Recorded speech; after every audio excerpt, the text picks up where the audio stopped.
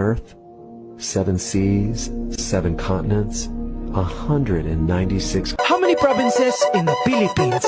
I don't know.